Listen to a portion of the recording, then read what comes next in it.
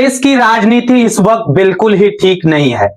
बिहार में जो आग लगी हुई है वही आग महाराष्ट्र तक फैल चुकी है।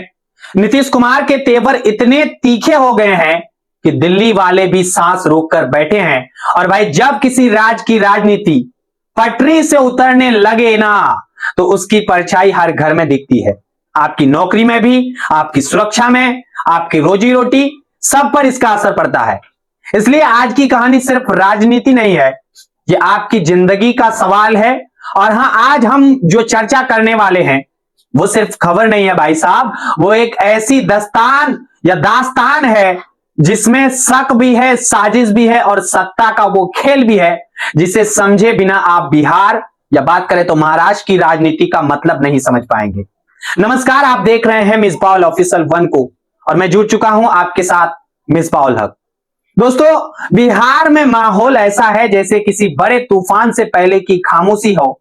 ऊपर से शांत सब नजर जरूर आता है, लेकिन अंदर ही अंदर राजनीति का बर्तन खौल रहा है। अमित शाह अचानक पटना पहुंच गए। जो लोग राजनीति समझते हैं वो जानते हैं कि अमित शाह ऐसे ही नहीं निकल पड़ते। यह तब होता है जब हालात हाथ से जो है वो फिसलने लगते हैं, और इस बार मामला कोई छोटा मोटा नहीं रहा। अब यह दिलचस्प बात यह है कि एक तरफ पटना की सियासी तापमान जो है वो उबल रहा है, वहीं पे दूसरी तरफ महाराष्ट्र में भी वही बेचैनी फैल चुकी है। मतलब आग बिहार से उठी थी, लेकिन धुआं जो है इनका मुंबई तक दिखने लगा है। और भाई जब दो बड़े राज्य एक साथ गर्म हो जाए तो समझ लो कि दिल्ली के गली कूचों तक हलचल पहुंच चुकी है। देखिए, आप बिहार में चुनाव के बाद बड़ा मैंडेट मिला था। लोगों को लगा चलो भाई करीब करीब तय है कि कौन मुख्यमंत्री बनेगा, कौन उप मुख्यमंत्री बनेगा, कौन क्या करेगा। आप भी समझ रहे थे। लेकिन जैसे जैसे विधायकों की बैठक शुरू हुई, पूरा नैरेटिव जो है बिहार का एकदम से बदल गया है। सीएम तय होना था, लेकिन खेल जो है वो स्पीकर पर जाकर के अटक गया है। समझिए, मुख्यमंत्री पद है सबसे बड़ा पद, लेकिन चर्चा किस पर है? स्पीकर पर। क्यों? क्योंकि बिहार की राजनीति में स्पीकर ही असली तिजोरी की चाबी होती है। जिसके पास स्पीकर होगा उसी का सरकार 5 साल टिकेगा। ये कोई हवा में बात नहीं है, ये जमीनी हकीकत है। और नीतीश कुमार इसे बहुत गहराई से समझते भी हैं, इसलिए वो किसी भी कीमत पर जो है स्पीकर की कुर्सी को हल्के में नहीं ले रहे। अब यार, बिहार में पलटी सब तो वैसे भी रोजमर्रा की बात करें तो डिक्शनरी में, या कह सकते हैं आप डिक्शनरी जो बोलते हैं, उसमें शामिल हो चुका है। लेकिन इस बार पलटी का डर पहले से ज्यादा बड़ा है। क्यों, आप सोच रहे होंगे? क्योंकि भारतीय जनता पार्टी स्पीकर की कुर्सी का इस्तेमाल करना जानती है। और यह बात नीतीश कुमार भी जानते हैं कि जेडीयू भी जानती है और पूरा बिहार भी समझ चुका है। अगर बीजेपी के पास स्पीकर होगा तो नीतीश मन चाहे तो भी दल बदल का खेल इतनी आसानी से नहीं खेल पाएगा भाई साहब। उसके उलट अगर स्पीकर जेडीयू का हो जाता है तो बीजेपी नीतीश कुमार को हटाकर अपनी सरकार बना ही नहीं पाएगी। टू द पॉइंट में कहूं तो स्पीकर ही बिहार का रिमोट कंट्रोल है।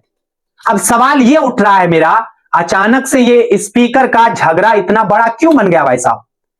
ये डर है भरोसे की कमी की, यहां समझिएगा, और सत्ता की मजबूरियों का। आपने वो पल तो देखा ही होगा जब नीतीश कुमार ने एकदम से इस्तीफा नहीं दिया था। तभी समझ आ गया था हमें कि मामला सिर्फ सरकार बनने गिरने का अब नहीं है, यह भरोसे की टूटने का मामला है। नीतीश को साफ लग गया है कि बीजेपी कहीं ना कहीं बैकडोर खेल जो है वो खेल रही है। और भाई ये राजनीति है, यहां भरोसा सबसे खतरनाक चीज होती है, क्योंकि वो एक बार टूट जाए तो लौट कर नहीं आता। इसलिए स्पीकर का मामला नीतीश के सत्ता का प्रश्न नहीं बल्कि जिंदगी मौत का सवाल बन चुका है राजनीति भाषा में। यही वजह है कि मामला इतना गर्म हो गया है कि रातों रात चार्टेड प्लेन से संजय झा और ललन सिंह को दिल्ली बुलाया गया। समझ रहे हैं ना आप? कितना बड़ा रणनीति होगा, कितना बड़ा इसमें राजनीति छुपा होगा। सोचिए, कौन रात में चार्टर्ड प्लेन उड़ाता है, वो भी तब जब सब कुछ ठीक चल रहा हो। स्पष्ट है भाई साहब, ठीक कुछ भी नहीं दिख रहा है। दिल्ली दौरा हुआ, बातचीत हुई, लेकिन समस्या हल नहीं हुई। और जब दिल्ली में बैठकर भी बातें नहीं बन पाई तो खुद अमित शाह को बिहार जाना पड़ा। अमित शाह का बिहार जाना कोई समस्या सामान्य राजनीति यात्रा नहीं है, ये टेंशन का अलार्म है। अब खबरें ये भी आ रही है कि अमित शाह जो है और नीतीश कुमार आमने सामने बैठकर स्पीकर पर बात करने वाले हैं। किसे स्पीकर की कुर्सी मिलेंगी यही तय होना है, और असली खेल यही है, क्योंकि दोनों ही जानते हैं अगर स्पीकर गया तो बिहार का भविष्य उसी दिशा में मुड़ जाएगा। जिसके तरफ स्पीकर होगा, यानी बीजेपी की तरफ हो, तो चाहे बीजेपी की होंगी सरकार, चाहे नीतीश जी के हो जाएंगे तो सारा का सारा नैरेटिव नीतीश जी का होगा, यानी बीजेपी जो है नीतीश को छोड़कर सरकार नहीं बना पाएंगी। वह बीजेपी स्पीकर चाहती है ताकि वह सत्ता पर पकड़ मजबूत से रख सके, जेडीयू चाहती है ताकि वही अपने भविष्य को सुरक्षित कर सके। इसको आसान भाषा में कहूं, स्पीकर कुर्सी बराबर होता है सरकार को गिराने या बचाने की शक्ति। जिसके पास स्पीकर की कुर्सी होगी वो सरकार को गिरा भी सकती है, वो बचा भी सकती है, बस खेल यही है। अब यहां एक बड़ा उदाहरण आया तेलंगाना का, यहां भी आपको समझना है। सीजीआई गवई ने तेलंगाना के स्पीकर को फटकार लगाई कि भाई बीआरएस के 10 विधायक कांग्रेस में चले गए, बात करें तो अयोग्यता नोटिस दिया गया, लेकिन स्पीकर फैसला ले ही नहीं रहे। क्यों? क्योंकि स्पीकर कांग्रेस का है भाई साहब, और भाई राजनीति में जो अपने घर का होता है उसका फैसला जल्दी कौन करता है, इसलिए सुप्रीम कोर्ट भड़क गया है। अब आप सोचिए अगर एक स्पीकर की वजह से सुप्रीम कोर्ट को दखल देना पड़ रहा है तो समझ लीजिए कुर्सी कितनी ताकतवर है स्पीकर की। प्रियंका ने बिल्कुल सही कहा है, यह भी समझना चाहिए आपको। आप काश चंद्रचूड़ उसी तरीके से भड़के उठते तो महाराष्ट्र में जो हुआ शायद वो नहीं होता। याद है ना आपको, शिंदे ने 40 विधायक तोड़ लिए थे, उद्धव ने अयोग्यता नोटिस भी जारी किया, लेकिन बीजेपी का स्पीकर बैठा रहा, चुप रहा। और जब मामला सुप्रीम कोर्ट तक पहुंचा तो खुद चंद्रचूड़ ने कहा कि अगर उद्धव ने इस्तीफा नहीं दिया होता तो कुछ और हो सकता था। मतलब क्या? मतलब सरकार असंवैधानिक थी, खुद कोर्ट ने कहा, लेकिन 5 साल पूरा करने दिया गया। अब आप खुद सोचो ये खेल कितना गहरा होगा। यही डर है नीतीश के अंदर, वो जानते हैं कि अगर स्पीकर बीजेपी के पास गया तो किसी भी दिन बिहार जो है वो महाराष्ट्र 2.0 बन सकता है। इसलिए वो अड़ गए हैं कि स्पीकर का पद हमारे पास ही होंगी, और अमित शाह उनके इस खेल को समझ गए हैं, इसलिए वो भी डटकर, अमित शाह भी डटकर खड़ा हो गए हैं। अब ये लड़ाई केवल एक कुर्सी की नहीं ना है, ये लड़ाई कौन बिहार को नियंत्रण करेगा इसकी है। अब चलते हैं अब थोड़ा सा महाराष्ट्र की आग की तरफ। वैसे तो महाराष्ट्र में एनडीए की सरकार है, लेकिन भाई घर के अंदर छुपी आग बाहर की आग से ज्यादा खतरनाक होती है। एकनाथ शिंदे की हालात खराब है। क्यों? क्योंकि वह समझ चुके हैं जो भी बीजेपी के साथ गठबंधन में जाता है उसका क्या हश्र होता है। इतिहास गवाह है, इतिहास आपको याद होगा, शिंदे ने कैबिनेट मीटिंग बुलाई, उनकी पार्टी यानी अपनी जो पार्टी है उनकी मंत्री ही नहीं पहुंचे। सोचिए जरा, कैबिनेट मीटिंग में अपने ही लोग गायब रहे। शिंदे को लगा बीजेपी ने फिर से कोई चाल खेल दी है।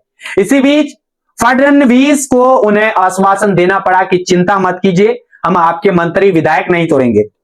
अब आप बताइए भाई साहब, एक मुख्यमंत्री को उप मुख्यमंत्री से यह सुनने की जरूरत क्यों पड़ी? क्योंकि आश्वासन की दीवार दोनों के बीच एकदम खड़ी हो चुकी है।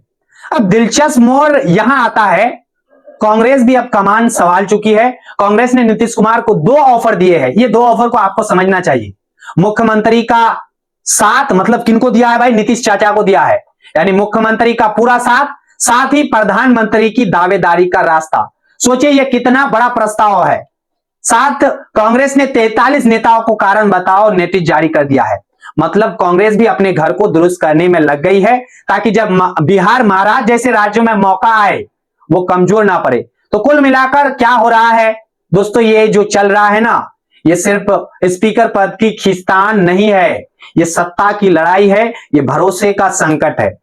ये दल बदल, पार्टी वफादारी, धोखे, सब कुछ एक साथ है। अमित शाह पटना पहुंच गए हैं, नीतीश कुमार पीछे हटने को तैयार ही नहीं है।